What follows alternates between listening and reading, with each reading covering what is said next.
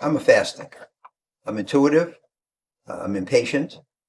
Uh, I hear a situation and I reach a conclusion. And by the way, and then I'm done with it. Now, my partner, Bruce Karsh, who's been my partner for 32 years and co-founder of Oak Tree, he's a slow thinker. So he'll listen to me. He'll say, I'll think about it. He'll go home that night. He'll come back the next day. He'll say, this is why I think you're wrong. Then we'll talk about it. We'll reach a conclusion. He'll say, okay. He'll come back the next day. He says, no, I thought it over. I don't think it's right. So the point is, we have a different approach. And I think it's the combination of the two that makes us successful. And one of the things that I think is the most important thing for the success of the team in business is what I call shared values and complementary skills.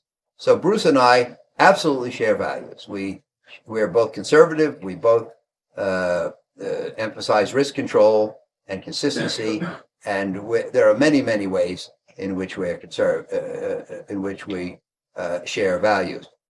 But we have complementary skills. We're different people, and there's a tendency to A, associate with your own type, or B, disrespect people who think differently.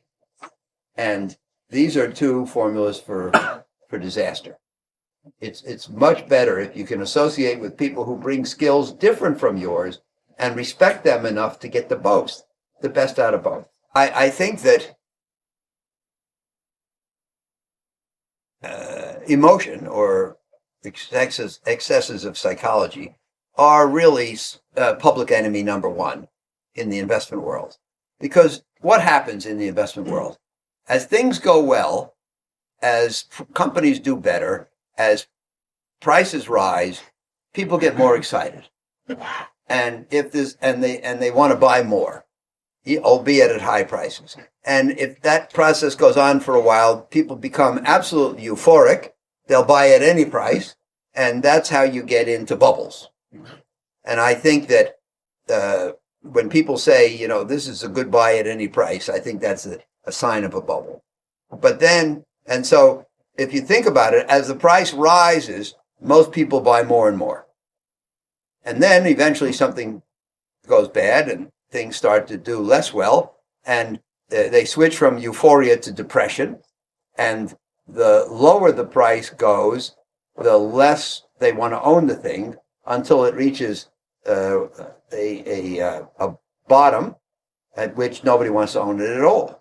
And all people can think of is getting out before they lose even more. And so it's the error of euphoria at the high and depression at the low that are the enemy. And rather than buy here and sell here, what we really want to do is buy here and sell here. Buy low, sell high. But everything in our being conspires to make us do the opposite. So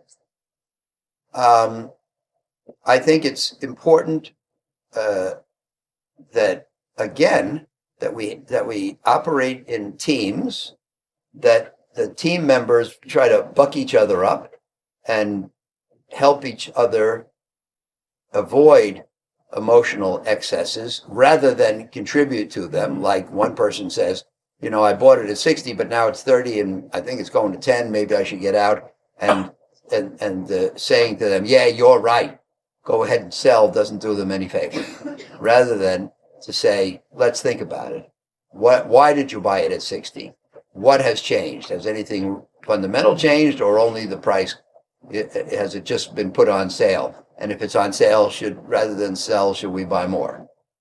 These are the things. I remember when we were in the global financial crisis, and it was the fourth quarter of 2008, and I spent a lot of that.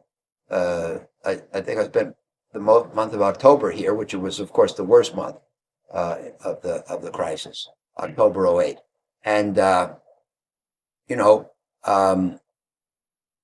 we had raised most of our distressed debt funds were $1, $2, $3 billion, and we had raised an $11 billion fund in case there was a crisis, and put it on the shelf. And so we had a lot of capital sitting there, and we Bruce and I reasoned it out, and we concluded that we should start investing. And I supported him. He did the analysis, and I supported him in saying, "Look, nobody else is willing to buy. The prices we're paying must be inordinately cheap. It's time to buy." And then the next day he would come in and he would say, "I think we're going too fast." And I would say, "Well, I understand, but look at the values." And then the next day he'd come in, "I think we're going too slow." And I'd say, "Don't get crazy." So I think it's, the point is you can provide complementary, supportive skills to your teammates and not just an echo chamber reinforcing error.